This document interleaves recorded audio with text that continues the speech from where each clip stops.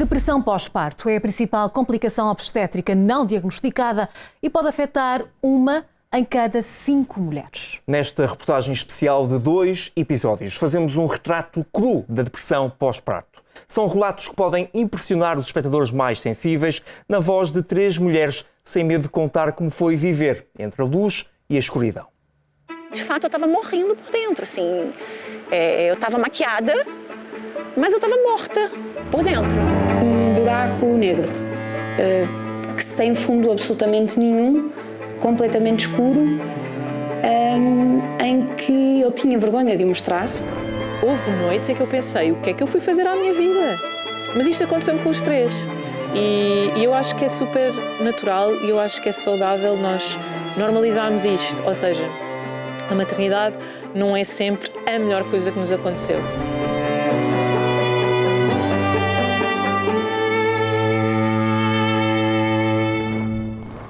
Noites sem dormir, hormonas desreguladas, um corpo que não se reconhece no espelho e toda uma nova rotina. Ao cansaço, soma-se o peso da responsabilidade. Quando nasce um bebê, nasce também uma mãe, uma nova mulher que por vezes oscila entre a luz e a escuridão. Maria tem 3 filhos. Engravidou pela primeira vez aos 25 anos, quando um filho não fazia ainda parte dos planos, menos ainda como mãe solteira. Senti-me muito sozinha, muito desamparada. Em termos de saúde mental, foi uma gravidez com muita ansiedade, porque lá está, era uma gravidez não planeada, que passou a ser desejada por mim. Uma gravidez em que eu não tive o pai da minha filha a apoiar-me. Maria recorda o parto como uma experiência traumática em que foi vítima de violência obstétrica.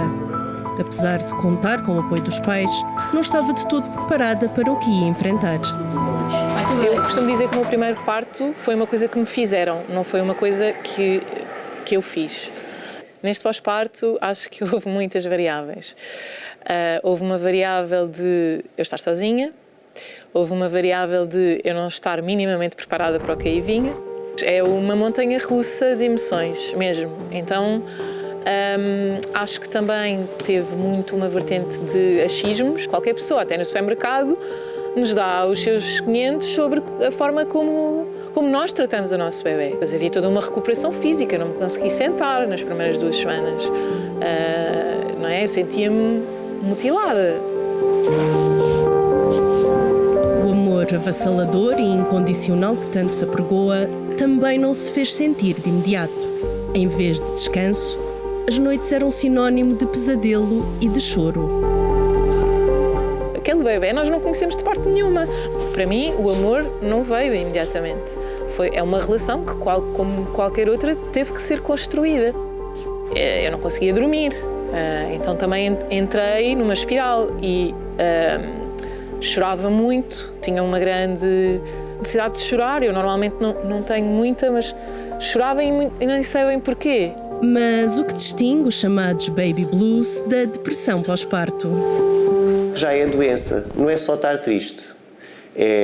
Há uma série de sinais e sintomas. Pode ir até 1 ano após o parto, ou seja, 2 semanas após o parto, até 1 ano após o parto.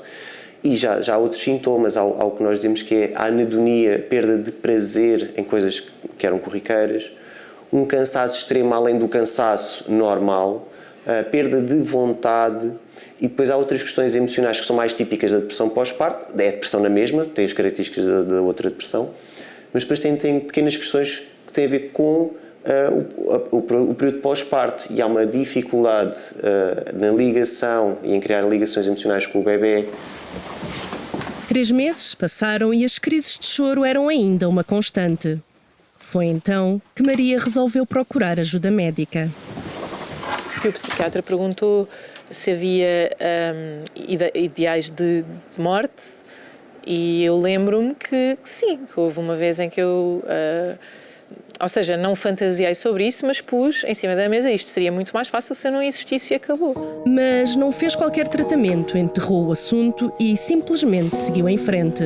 5 anos depois, já numa relação com o atual marido, voltou a engravidar. O nascimento do segundo filho ressuscitou a depressão que em tempos tinha tentado camuflar. Eu já não tomava banho há não sei quantos dias, sinceramente. Eu não comia, eu não tinha apetite, eu comia quando me forçavam, sem luz ao fundo do túnel.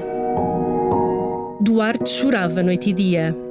O diagnóstico de perturbação do espectro do autismo chegou ao fim de 2 anos e meio.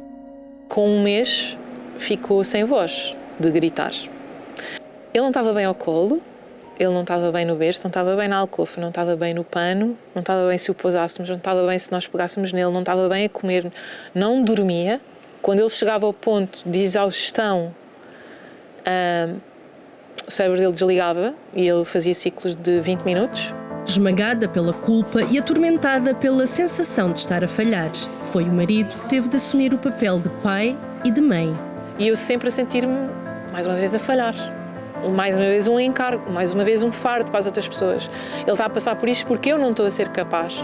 E foi neste segundo pós-parto que a depressão se impôs de forma implacável.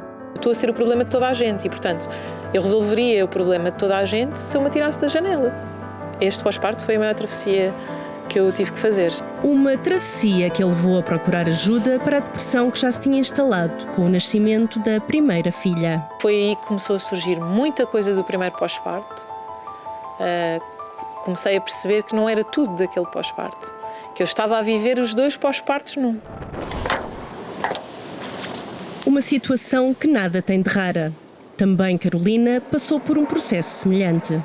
Eu só consigo ver que eu nunca saí dessa depressão depois que eu comecei a me tratar do segundo pós-parto.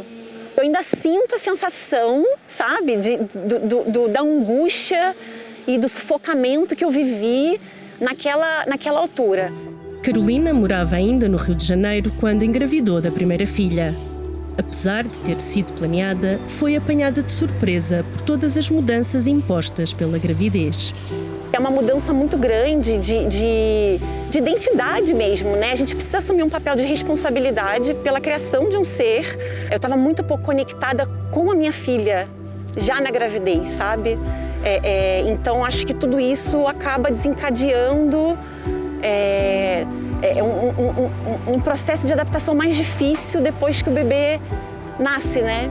Então, hoje eu já vejo esses sinais, mas na altura tá tudo bem, né? Assim, para todo mundo. Sinais que passam despercebidos, apesar de alguns serem bastante visíveis.